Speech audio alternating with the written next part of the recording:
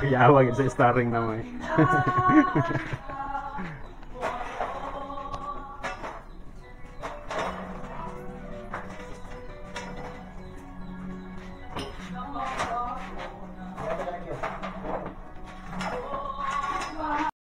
Unix all around TV.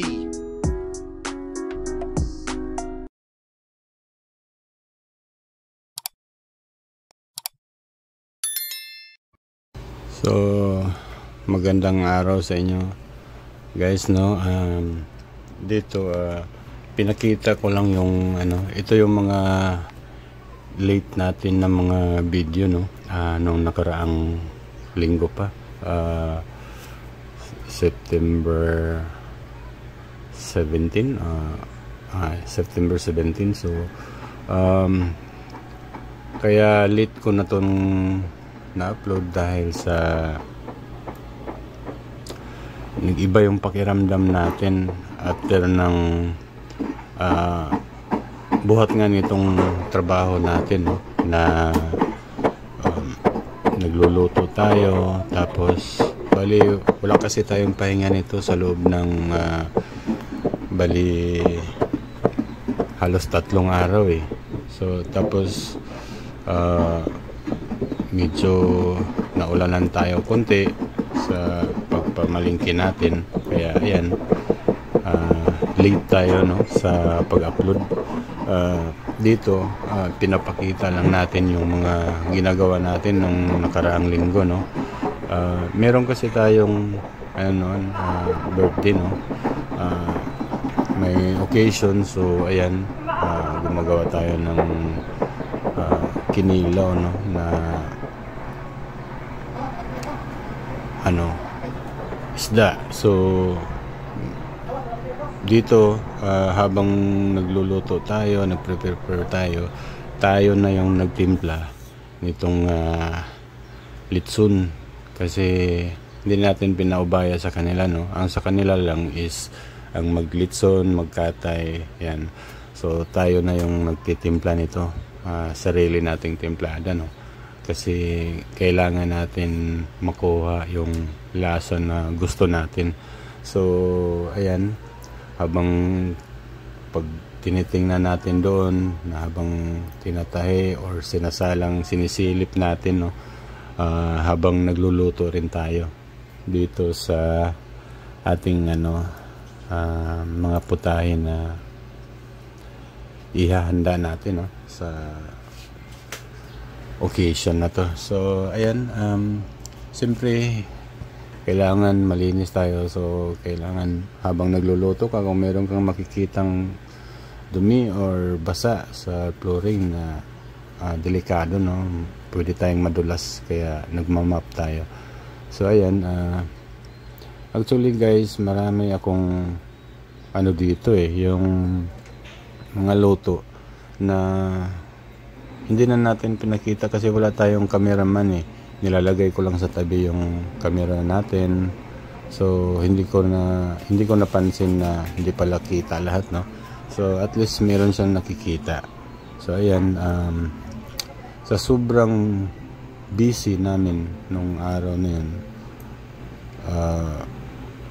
parang wala ako sa mood na no, upload. So ngayon, ayan, makikita natin.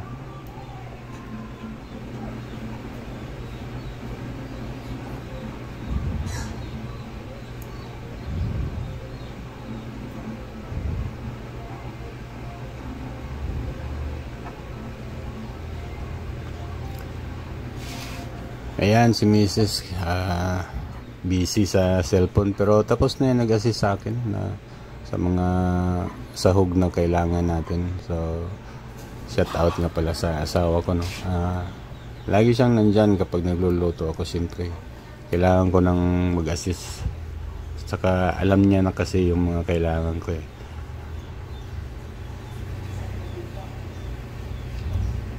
Ayan, gagawa tayo ng tapos na tayo magprito ng lapu-lapu, gagawa na lang natin ng sauce yan para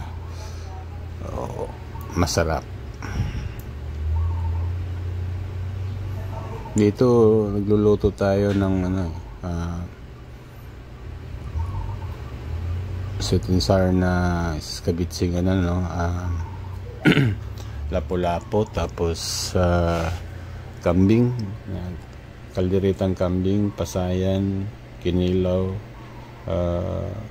Meron pa tayong ibang niluluto dito yung cheesy chicken roll. Gumawa rin tayo, no.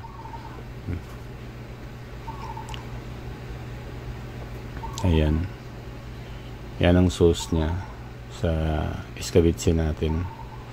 Hindi ko na masyadong pinapula para masarap naman ko kainin. Masyadong ano kasi pag ano makulay na masyado.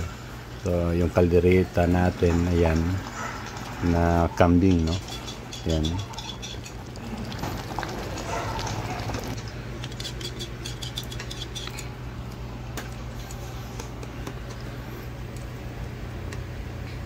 So habang nagluto tayo, sinisilip na naman natin dito sa labas na sa pagsalang nila hindi maano, no. Pero hindi talaga maiwasan kasi busy tayo, tapos sila lang yung nagano. Hindi natin maiwasan na mabantayan, no. So ayan, inano natin yung ating shrimps or pasayan. Ayan. Hindi ko alam kung ilang kilo to, basta isang warmer na malaki to. So siguro mga 5 kilos or 6 kilos yun. So ayan, sisilipin naman natin. Pulang-pula na.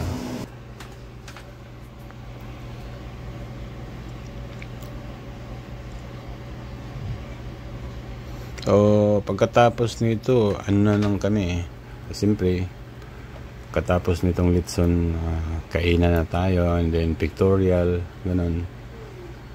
Yan tayo. So after natin kumain, nagpictorial sa loob, pagkahapon, ayan, nagprepare naman tayo, no. Naghahanda tayo para sa kinabukasan to sa tindahan. So nagpakulo na tayo, prepare tayo ng kung ano yung kailangan na pakuluan. And then umagang umaga nagluluto tayo ng balbacoa, no? Kasi mayroong order papuntang Maynila, kaya gumising tayo ng 3 o'clock. So pagkatapos nun nang nagluto tayo, namalingki tayo. So ito yun, namalingki tayo, no, ng about 4 o'clock, 4 AM. Tapos inabutan tayo ng ambon, no, kasi hindi ko alam na dito pala sa amin walang ulan. Pagdating namin doon sa may papunta na ng downtown or Bangkiruhan, umaambon siya pero malakas, tapos biglang huminto.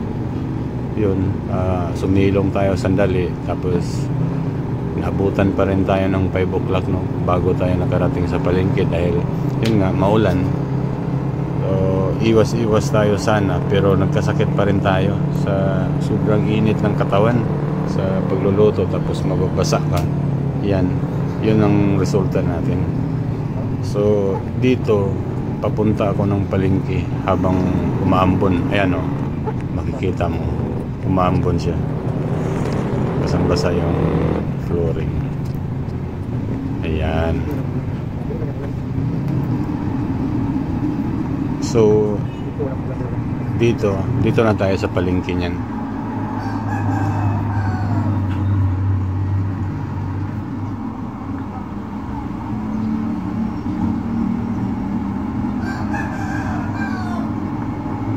So ayan guys, no, gaya ng dati, kailangan nating tumawid dito sa may overpass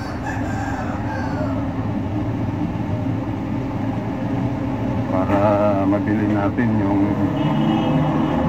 kailangan natin.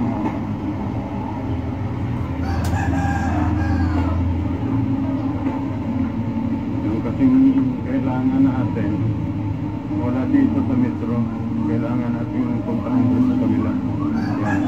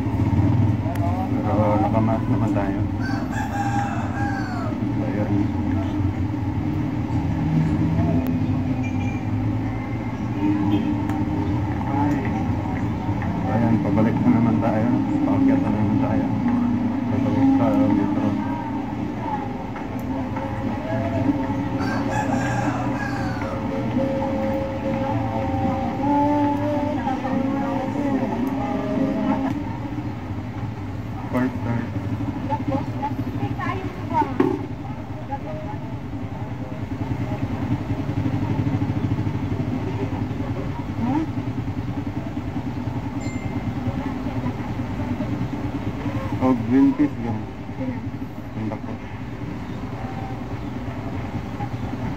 Narito? Ah.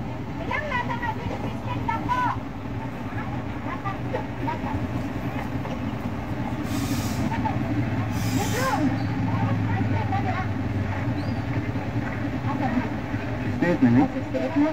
Ano po? Ano? Dali naman.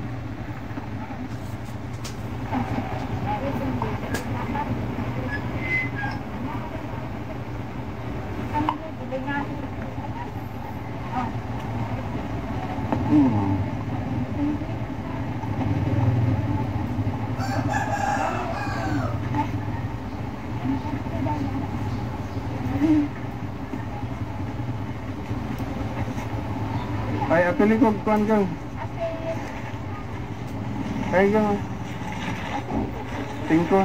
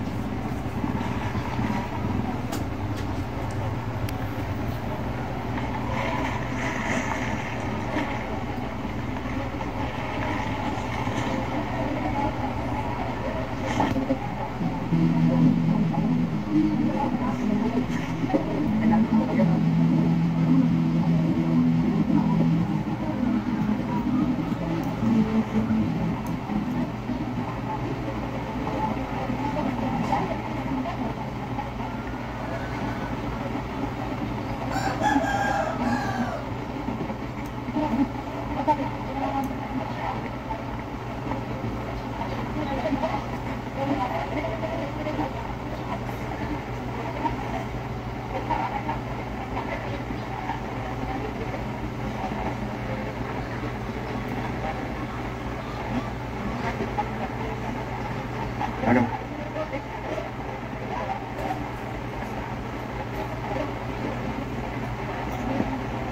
Tingko. Thank you.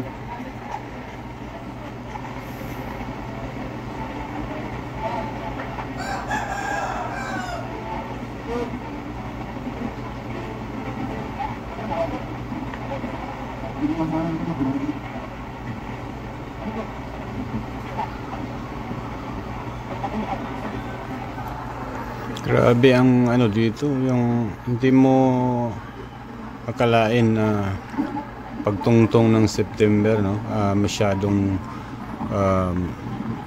mahal ang mga bilihin, no.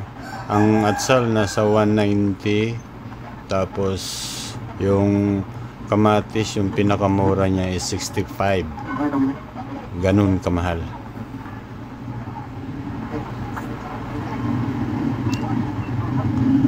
Yung radish naman is 70 to 50. Merong mura yung 30, 45. Meron siyang mura pero medyo kailangan ng itapon. So dito, ayan si Dodong, no, yung matansero natin. Ito yung kinabukasan na naman ng Martis. So nagpakatay na naman tayo ng isang buong baboy na malaki, tapos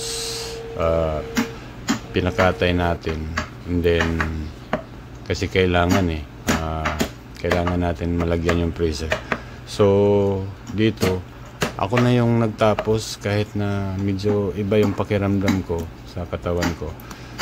Tinapos na natin, no, kasi ganun ako yung trabaho, kailangan linisin ko, tapusin ko muna. So hindi naman kasi alam ng matansero, no, na kung ano dapat kalaki. So tayo na yung nagtapos, gano'ng kalalaki yung mga ribs, taka yung mga karne, kung paano ilalagay doon sa freezer. Kasi ang inaalala natin dito, baka masira yung karne, no, sa dami ng karne. So nagkatay tayo, siguro nasa mga 160 kilos yung baboy kinatay. So yung malinis na siya, nasa 125, no? So ayan, maraming salamat sa inyong lahat sa inyong panonood. Babus.